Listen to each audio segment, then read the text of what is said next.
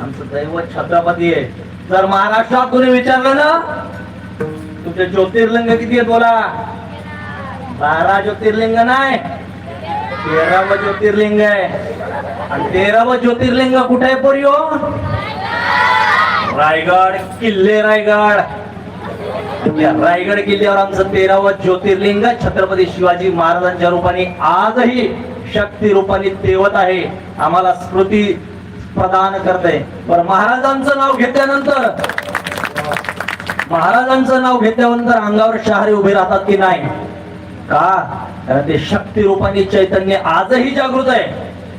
आजही ते तुम्हाला शक्ती देत आहे. आजही आपल्या जे मराठा दल आहे ना, मराठा सैन्याचं काय अरविंदराव काय म्हणतो त्याला, सैन्यामध्ये मराठा बटालियन, त्याला दल मराठा बटालियन आहे ना. जय भवानी हे आवाज काढला ना जर पाकिस्तानी पळून जातो. ही शक्ती आहे, त्यांना माहिती आहे ही मराठी देशची येडी लोक आहेत बाबा. काय करतील, कवा घुसतील. 8 लाखाची 4 लाखाची फौज होती त्या शाहिस्तेखानाची, तिथून बोट कापून आले ते 10 जण. यांची काय सांगता येते.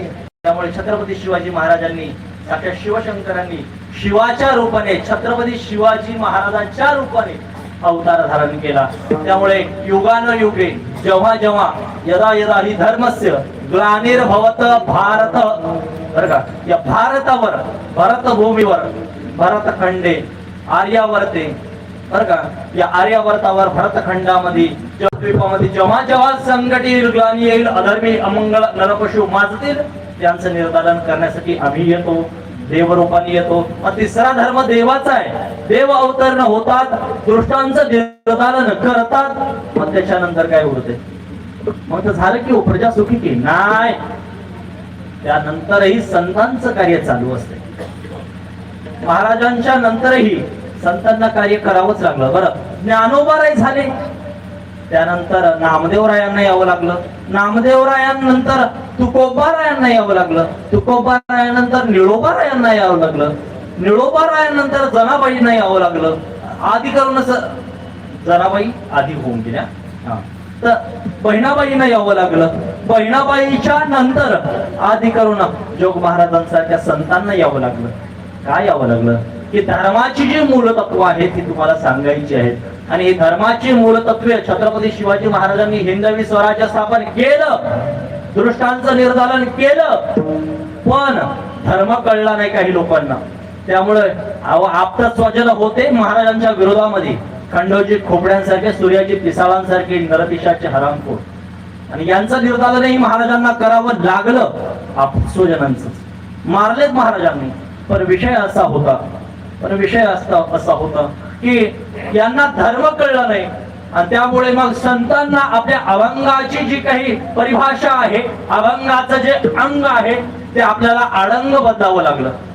आधी संत कुरवाळायचे, आधी संत बोलायचे बाबा पिल्या असं वाग, असं वाग, असं वाग, आणि मग म्हणायला लागले किती सांगू तरी नाही कधी भटकीचे, आणि पुढे शिंदळीचे रडतील.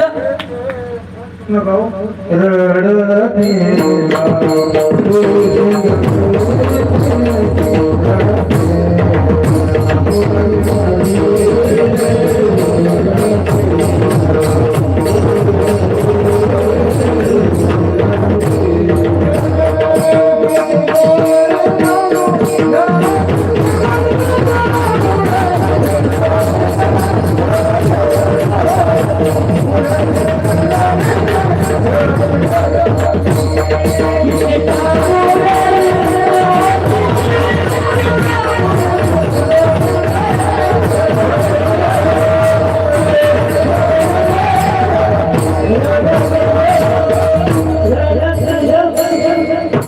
झालं.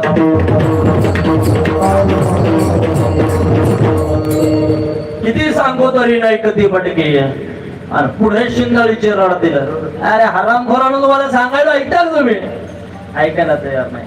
मग आता बोलले हरामखोर मेलेच पाहिजे, तरी सुद्धा संतांच्या अंतःकरणामध्ये दया असते, म्हणून त्यांनी सांगितलं नाही ना जमत. ऐका, काय करा, धर्माचं पालन करा. हो, धर्माचं पालन करा. हो महाराज, धर्म काय, आचरण काय, नित्य नेम तुमचं काय. आज वारकरी आहेत महाराज.